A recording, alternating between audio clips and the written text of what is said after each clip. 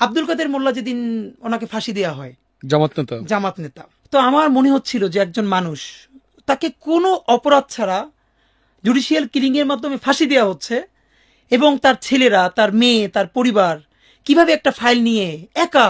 তো পরের দিন ওনাকে যখন ফাঁসি দেওয়া হলো, এবং পরে জানলাম ওনার ঢাকার বাসায়ও হামলা করা হলো, এবং ওনার বাচ্চাদেরকেও সেটা দেখতে দেওয়া হলো না। আমি জানি না ভাইয়া কি হয়েছে আমি আমার বাসায় গড়াগড়ি করে চিৎকার করে কাঁদতেছিলাম। আমি কোনোদিন আব্দুল কাদের মোল্লাকে দেখি নাই, যে আমাদের কোনো বড় নেতা তো দূরের কথা, শিবিরের কোনো বড় মানুষের সাথে আমার কোনোদিন আলাপ হয় নাই, শুধু আমার ডিপার্টমেন্টে যারা করতো তাদের সাথে।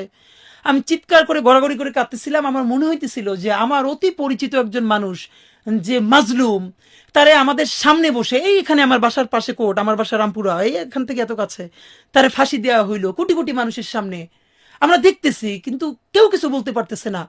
আমি এটা নিতে না পারি, আমার মনে আছে আমি গড়াগড়ি করে শব্দ করে কাঁদতেছিলাম। কিন্তু ভয়াবহ অভিজ্ঞতা হলো, আমার বোনও তখন কাঁদতেছিল, কিন্তু সে এসে আমার মুখ চেপে ধরছে।